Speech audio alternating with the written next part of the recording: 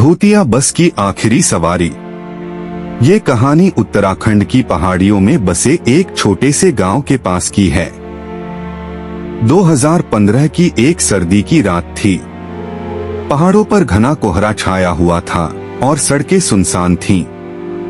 दीपक, जो कि एक प्राइवेट बस का ड्राइवर था, उस रात अपनी बस लेकर देहरादून से एक छोटे गांव की ओर जा रहा था। बस में सिर्फ 4-5 यात्री थे, क्योंकि इतनी रात में पहाड़ों की सड़कों पर सफर करना कोई पसंद नहीं करता था। रात के करीब 11 बजे बस ने आखिरी स्टॉप से अपना सफर शुरू किया। दीपक को लगा कि सफर सामान्य रहेगा, लेकिन थोड़ी ही देर में उसने महसूस किया कि कुछ अजीब हो रहा है। बस की हेडलाइट्स ठीक से काम नहीं कर रही थीं और ठंडी हवा अंदर तक चुभ रही थी। उसने इसे नजरअंदाज किया और ड्राइव करता रहा। बस में बैठे यात्रियों में से एक बूढ़ी औरत ने अचानक कहा, बेटा, क्या ये वही सड़क है जहाँ कुछ साल पहले एक बस खाई में गिर गई थी? दीपक ने उसकी बात को टालते हुए कहा, हाँ, पर आप परेशान मत होइए, मैं इस सड़क को अच्छे से जानता हूँ।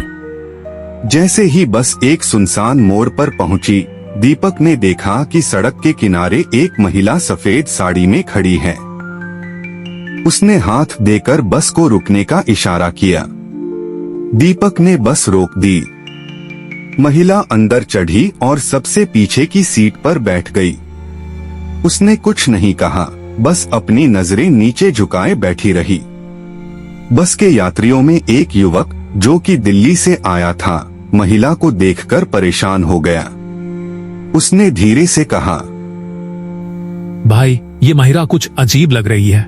इतनी ठंड में बिना स्वेटर के अकेली यहाँ क्या कर रही होगी? दीपक ने उसे शांत रहने को कहा और बस आगे बढ़ा दी। बस जैसे जैसे आगे बढ़ी, अजीब चीजें होने लगीं।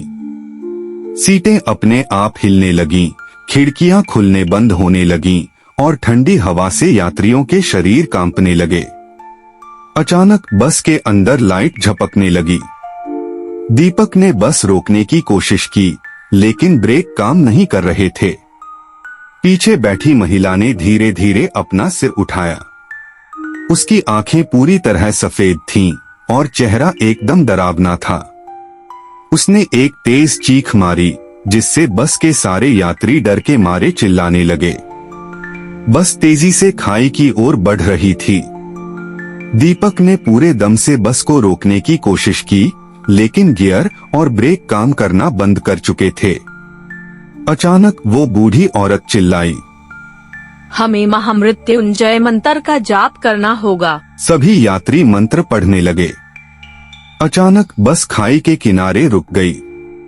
महिला गायब हो चुकी थी। बस में सन्नाटा छा गया। दीपक ने खुद को संभालते हुए सभी यात्रियों को बाहर निकाला। सुबह जब पुलिस मौके पर पहुंची, तो उन्होंने बस के ड्राइवर दीपक से कहा, इस मोड़ पर 10 साल पहले एक बस खाई में गिर गई थी। उसमें एक महिला भी थी, जिसने अपनी शादी के दिन जान दी थी। उसके बाद से ये मोड़ भूतिया माना जाता है। दीपक और यात्री समझ गए कि उन्होंने उसी महिला की आत्मा को देखा था। उस दिन के बाद दीपक ने कभी रात में बस चलाने का काम नहीं किया और वो रास्ता हमेशा के लिए बंद कर दिया गया। इस घटना ने सभी को यह सिखाया कि पहाड़ों की सड़कों पर सिर्फ गाड़ियां ही नहीं, बल्कि कुछ अनजानी ताकतें भी घूमती हैं।